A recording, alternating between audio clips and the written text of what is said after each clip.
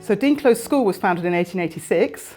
Since then we've become a fully fledged educational charity with 5 schools and 6 day nurseries, and with commercial subsidiaries and support services as well.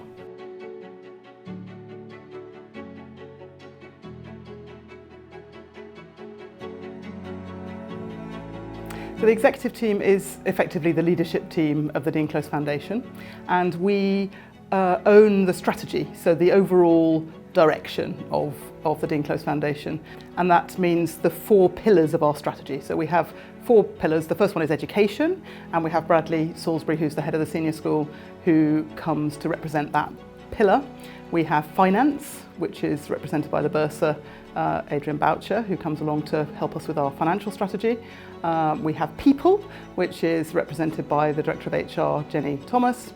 And then we have relationships, which is led by me, and then I chair the group. I've been incredibly fortunate in my career to have spent, this will be my 33rd year of spending time watching young people learn and develop and have light bulb moments, and supporting them through tough bits, and encouraging them to think big and be aspirational, and just being alongside them as they develop and grow. So that remains the thing I love.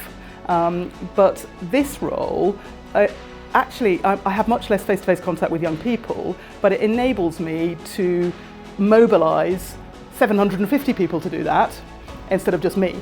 So the thing I love is getting our school leaders, our nursery leaders, and all of those working in the schools and the nurseries to be brilliant at working with young people, and that gives me huge satisfaction. My position on the executive is slightly different to the other 3 members, because I'm always, I suppose, a mouthpiece really to represent the education side of what we do. So a lot of that sits with Emma, but it's adding an extra emphasis to that team. So I'm making sure that balance of the conversation is very much focused on what fundamentally is our purpose as a school, which is the education of young people. So I spend a lot of my time considering not only the needs of the senior school, but also thinking quite carefully about what do the prep schools need in particular, and just making sure that remains on the agenda. And I try and bring my experience, and also I end up telling a lot of stories about what pupils do, and about what staff are doing, and about just getting excited about that sort of side of things. Really. One of the things that we are starting to think a bit more carefully about is when we make decisions, how can we track back how that decision there, wherever that decision is, for the benefits of children and young people. Because the thing that binds everybody together, no matter what their role in the school is, that somewhere in all of us, we are in this business, if you like, because we care fundamentally about children and young people.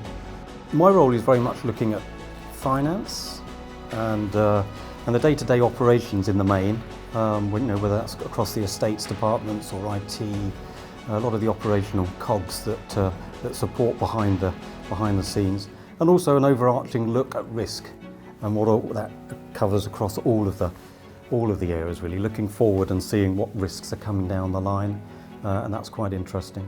So it's finance and operations in the main. I actually started off in banking, but I was never a traditional banker. I always got involved in problems and issues, and where things had gone wrong for the bank in whatever reason. I think it's obviously we're going through a change, and it's quite a new thing, the foundation, so I can see why people are a little bit reluctant, a little bit kind of nervous of it, but I really find that it gives everybody strength, security.